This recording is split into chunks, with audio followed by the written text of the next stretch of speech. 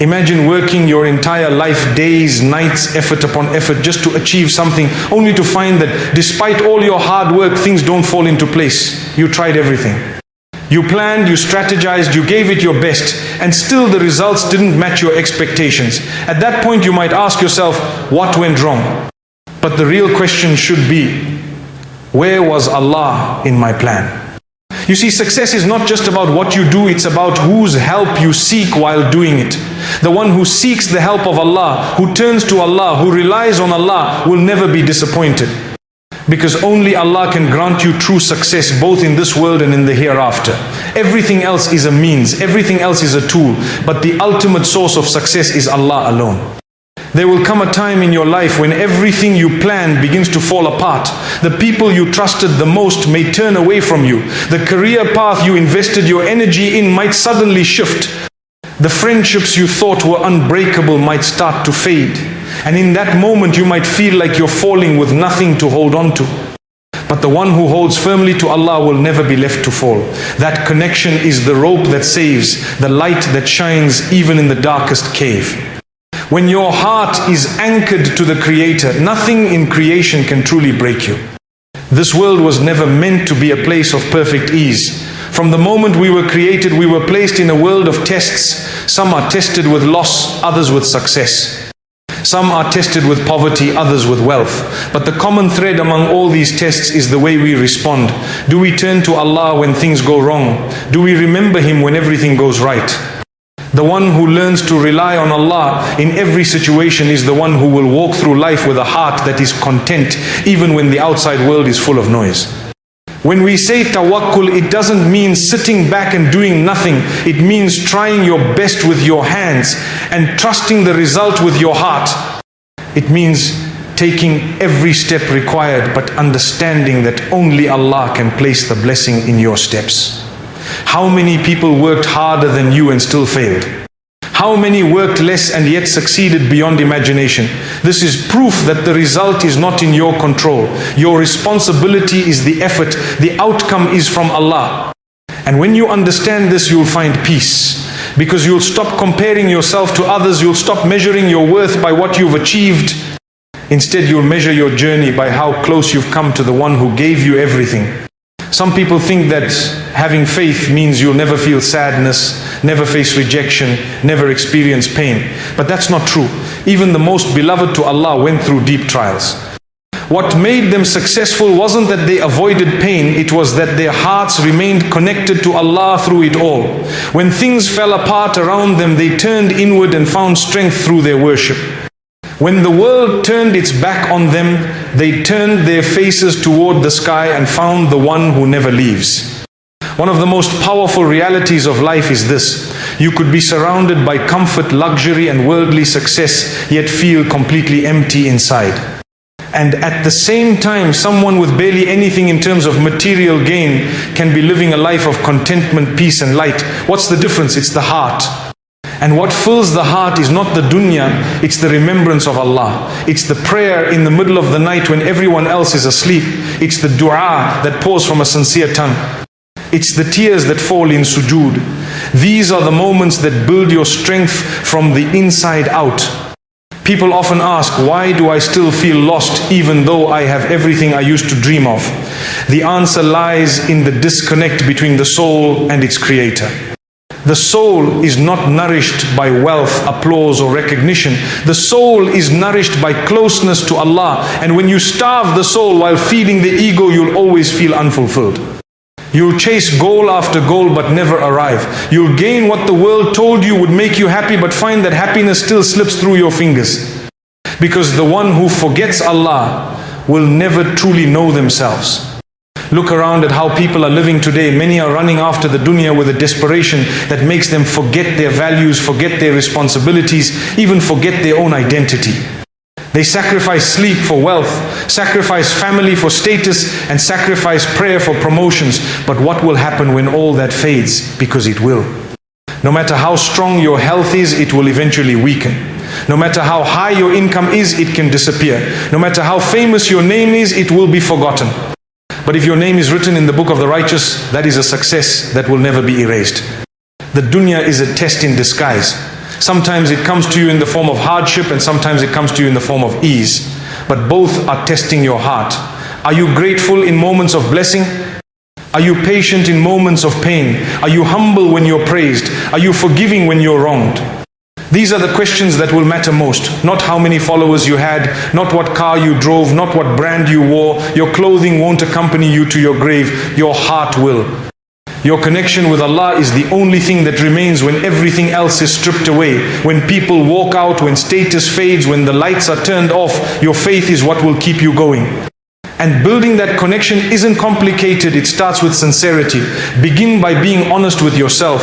Recognize your shortcomings. Admit your need for Him. You don't have to be perfect to turn to Allah. You just have to be willing.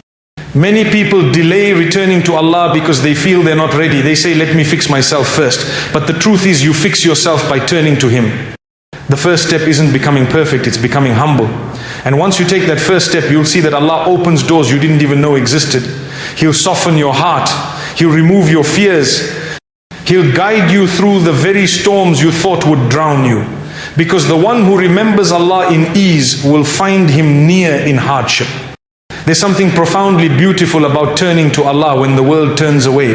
Because in those moments you realize that He was always there, waiting for you to return, listening to your silent cries, knowing your struggles even when you couldn't put them into words. And when you build that connection, you begin to live differently.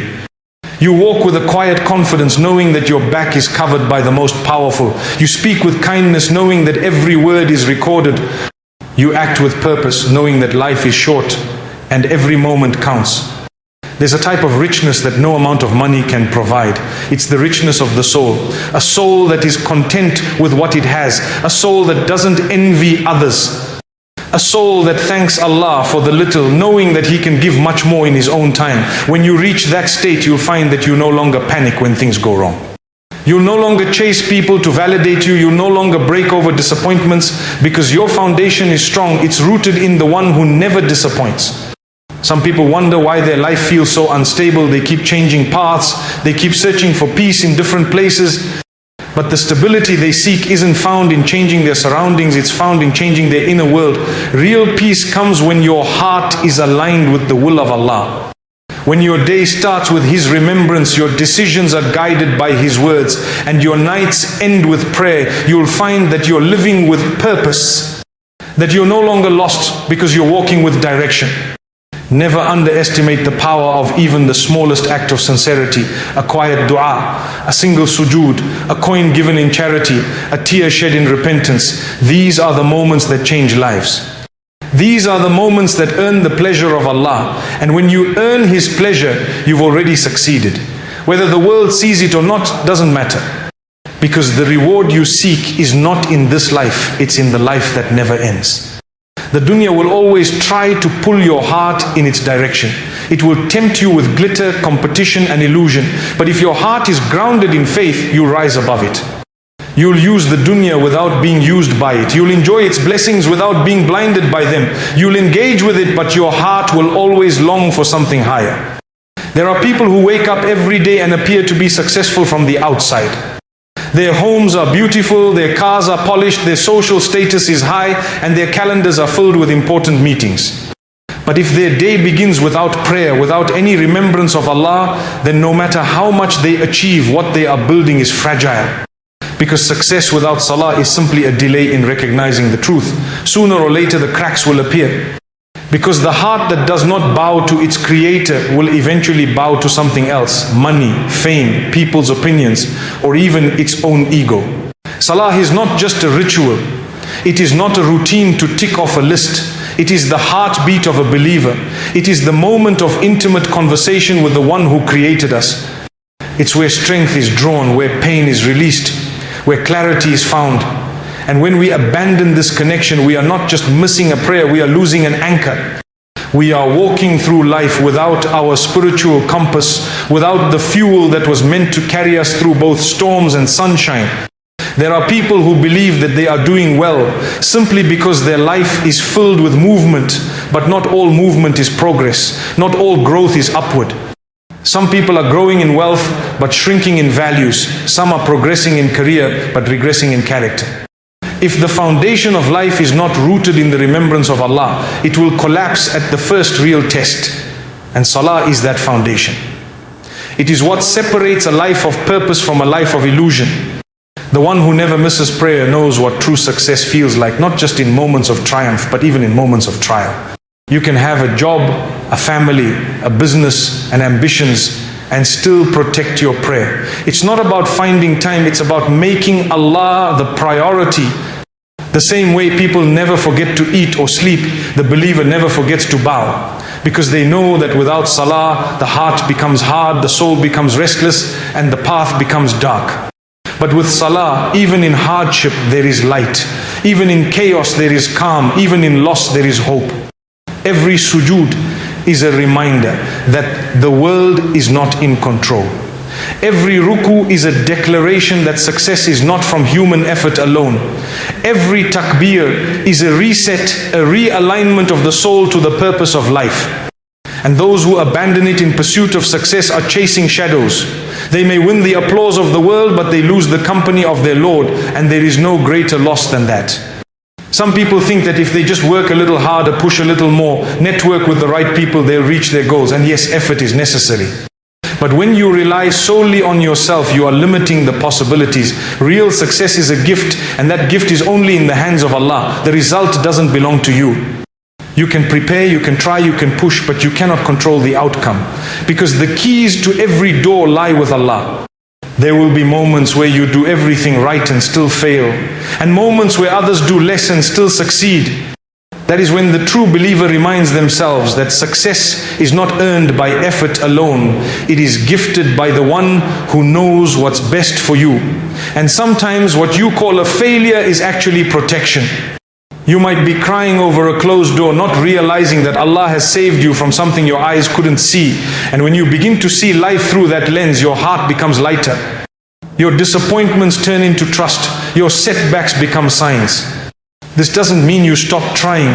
It means you try with excellence, but you rely with surrender. You plan your life, but you understand that only Allah can execute the plan.